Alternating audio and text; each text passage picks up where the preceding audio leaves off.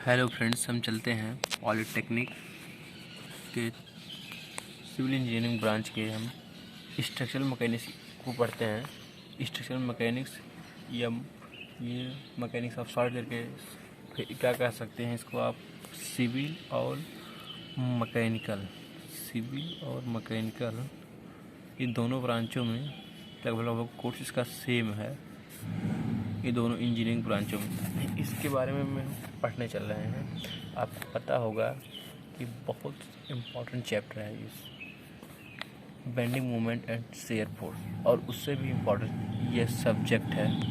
तो देखिए, इंग्लिश में थोड़ा सा है इसलिए क्योंकि आप जो जेई की तैयारी करते हैं, किसी का तैयारी करेंगे, अगर कुछ इंग्लिश नॉलेज रखते हैं, टेक्निकल वर्ड जो हो सब इंग्लिश में ही यूज होते हैं किसी भी जगह पे, तो आपके फ़ायदेमंद रहेगा। देखिए, यहाँ पे लिखा गया है इंट्रोडक्शन पहला है इसका। Any structural member sufficiently long as compared to its lateral dimensions supported at certain point along its length and subjected to a force or load transfer to longitudinal is called beam। मैं हिंदी में बताऊंगा, इसका आप परेशान मत होइए। कोई भी स्ट्रक्चर माने कोई भी स्ट्रक्चर है मेंबर सफिशिएंटली लॉन्ग, बहुत लंबा हो, मैंने एक सफिशिएंटली मतलब एक कुछ दूरी हो इसकी, जैसे पेंसिल की लगभग इसकी कुछ डिस्टेंस है 5 metre 2 metre, compare to it lateral dimension ही होता है। Supported at a certain point, कहीं सर्टेन पॉइंट पे मतलब जैसे यहाँ पे सपोर्ट किया गया है, supported at a certain point, ये आपकी पेन की बीम है जो अलॉन्ग इट लेंथ, ये इसकी लेंथ है, and subjected to a force,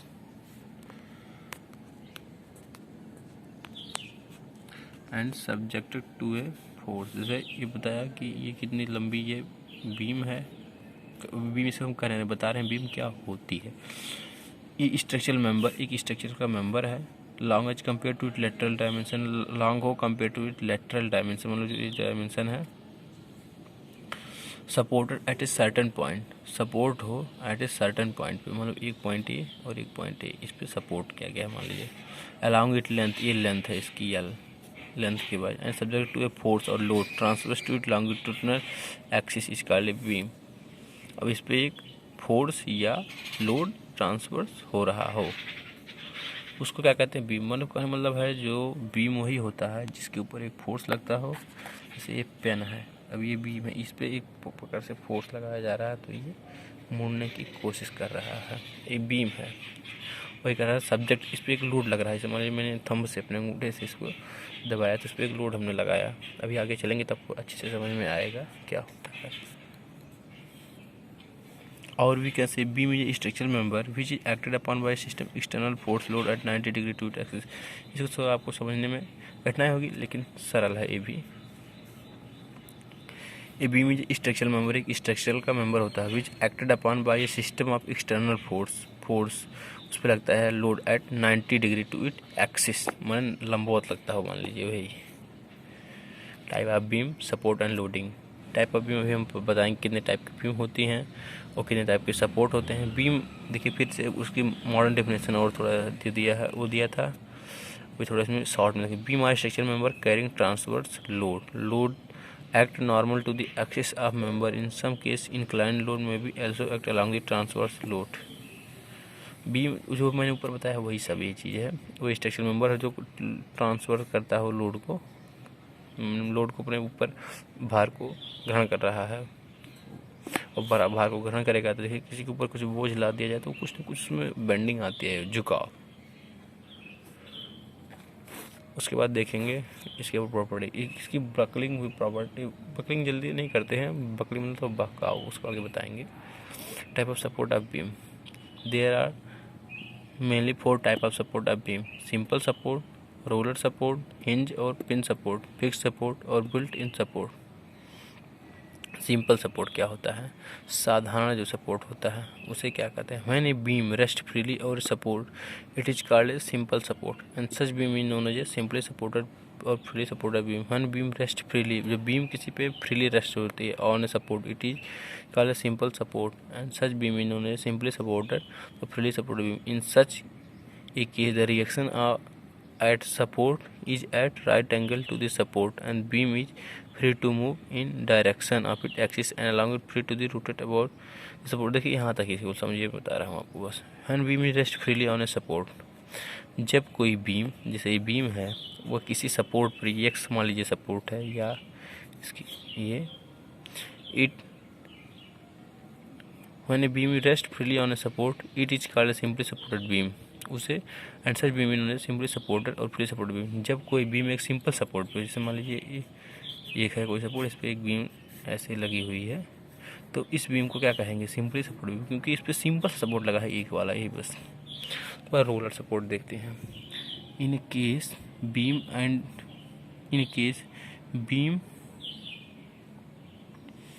beam in this supported on roller, जब बीम क्या हो, रोलर पर सपोर्ट हो, beam support in this type of support reaction in normal to this support surface अथवा plane, since roller can be treated as a frictionless, roller को क्या treat किया जाता हो, फ्रिक्शनलेस हो। देखिए beam in is supported on roller, beam का जो एंड हो सपोर्ट किस पे हो, रोलर पे, और रोलिंग कर रहा हो। In this type of support reaction in normal to the support surface, इस केस में क्या होता है, रिएक्शन जो है नॉर्मल होता है सपोर्ट सरफेस पे अथवा प्लेन पे, सिंस मैं कहूँ रोलिंग करता हो beam. In this case beam end is supported on roller, beam का जो इंड है वो सपोर्ट का, मान लीजिए ये देखे होंगे, इसे मान लीजिए इसमें गोल गोल लगा हुआ है पहिए, इसमें बीम लगाई गई है, बीम क्या वो रोल कर सकता है, आगे पीछे दाएं बाएं नहीं होगा, आगे पीछे हो जाएगा। इस type of support reaction in normal to this support surface, जो रिएक्शन होता है नॉर्मल होता है तो सपोर्ट सरफेस पे, जो रिएक्शन जा रहा है इसी पे जा रहा है, और plane since roller commuted as a frictionless, जो रोलर होता है उसे ट्रीट किया जा सकता है फ्रिक्शनलेस, कि फ्रिक्शन हमेशा नहीं खत्म किया जा सकता, फ्रिक्शन हमेशा कुछ ना कुछ रहता है, लेकिन उसे आइडियली मान लेते हैं आदर्श रूप में कि ख़त्म हो गया है। और मतलब वही रोलर सपोर्ट है जिसमें रोलिंग हो रहा हो, बीम जहाँ जहाँ फिक्स हो रही है वहाँ रोलिंग हो सकती हो। आगे बढ़ते हैं। हिंज सपोर्ट, ये hinge support at hinged end, ये beam can not move in any direction. देखिए तो फाटक वाटक होता है ना, एक जगह उसको सपोर्ट कर दिया जाता है। This support can be develop reaction in any direction at any angle with horizontal to keep the end stationery.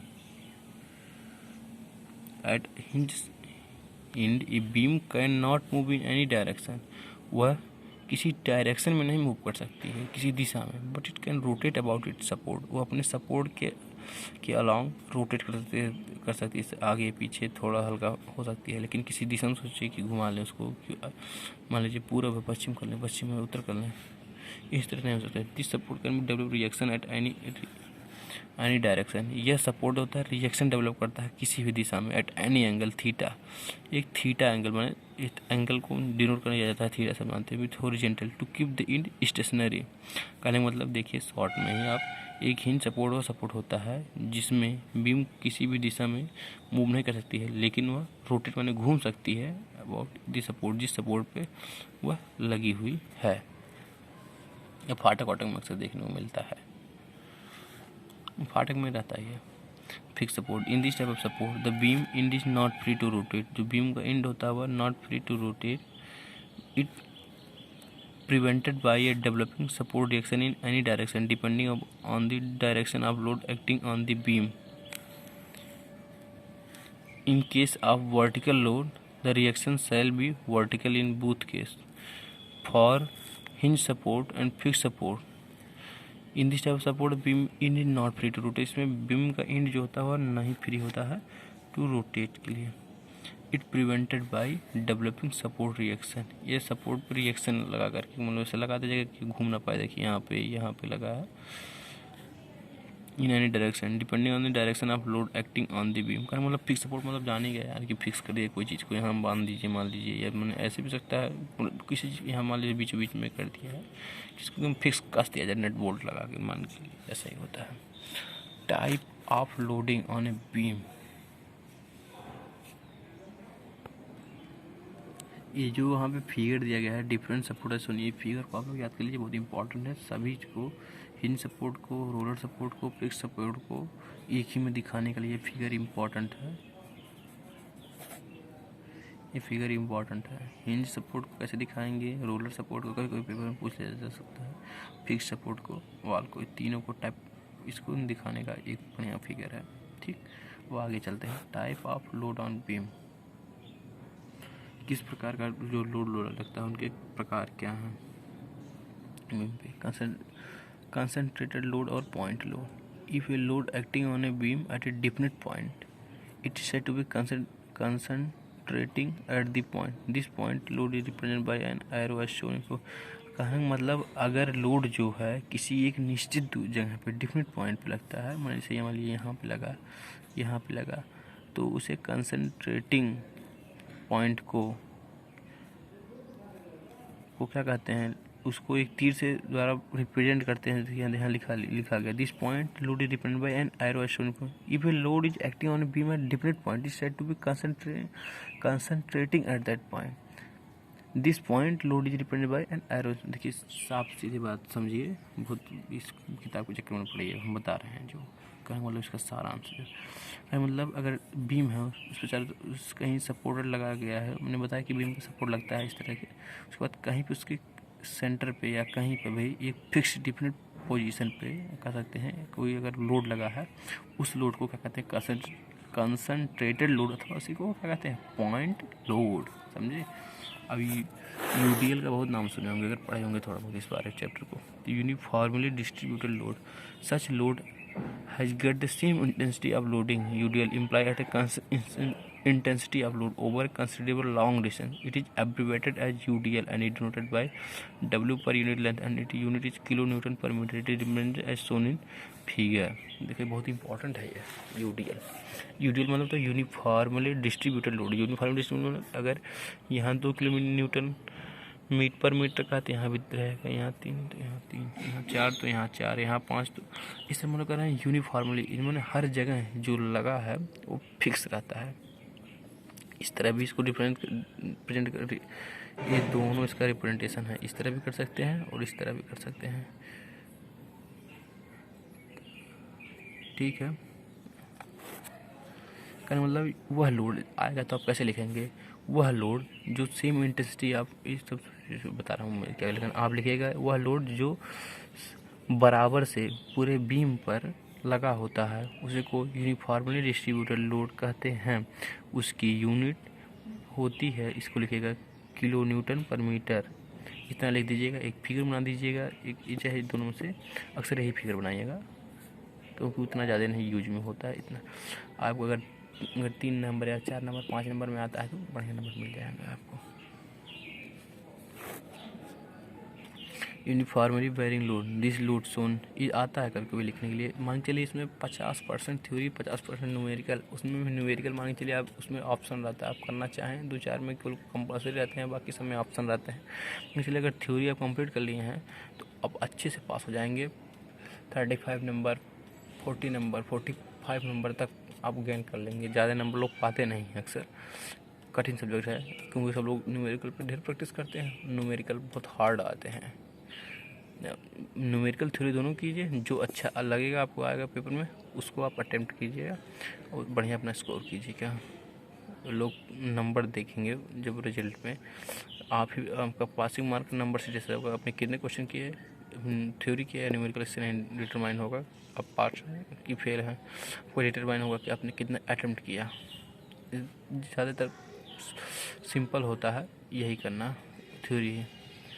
The load shown in figure इतना यूनिफॉर्म बैरिंग लोड, बैरिंग मतलब यहाँ मान के चलो यहाँ 2 किलोमीटर, यहाँ 3 हो, यहाँ 4 होगा, यहाँ 5 होगा, यहाँ 7 होगा, यहाँ 8 होगा, 9 होगा, या मैंने 2 हो सकता है, यहाँ 8 हो सकता है, यहाँ 10 हो सकता है, 12 हो सकता है। मैंने यू बैरिंग मतलब होता है वेरिएशन वाला है, मतलब कि अलग अलग जगह पे अलग अलग उसका वेरिएशन कहते हैं, विविधता या भिन्न भिन्न होना, वही होता है। Load shown figure very uniform A to B, it intensity 0 at A and W kilonewton per metre at B. इसकी भी यूनिट याद रखिए वही है जो इसकी यूनिट है, kilonewton per metre. Loading also known as triangular distributed load, ये सब लिख दीजिएगा। इसकी यूनिट सच लोडिंग, जैसे इस लोडिंग को माना जाता है त्रिभुजाकार डिस्ट्रीब्यूटेड लोड या ट्रेंगुलरली डिस्ट्रीब्यूटेड लोड। इंग्लिश वर्ड का यूज ज़्यादा कीजिएगा, उससे एग्जामिनर प्रभावित होते हैं। टाइप ऑफ बीम्स, ये तो type of load on beam हो गया था, अब यह टाइप्स ऑफ बीम है। टाइप ऑफ बीम में हम पढ़ते जाने हैं। Cantilever beam, simply supported beam, overhanging beam. आपको बता रहे हैं हम cantilever beam.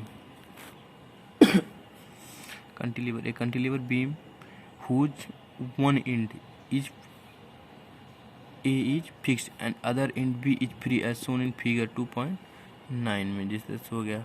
For example sunset over door और window and big set over main entrance of building the length between A and B. तो उस एग्जाम्पल टाइप का देखो। कैंटिलीवर बीम का मतलब है जैसे आपका एक भुजा का मतलब, अभी और समझ में आएगा।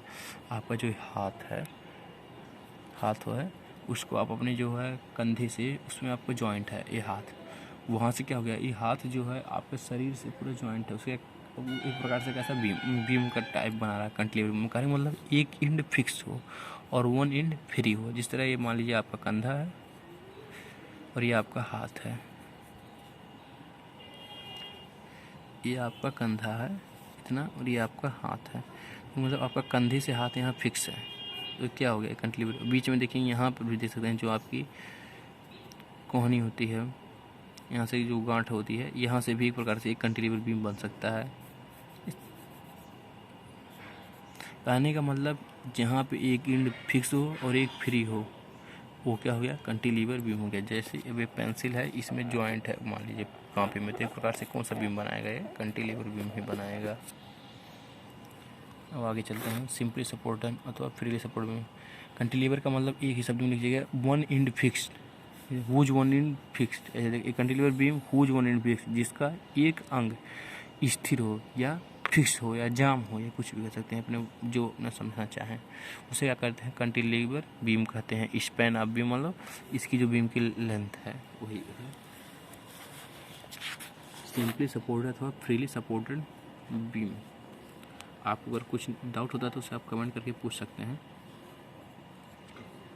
A simply supported beam is one whose end rests freely on the wall or column to connive it.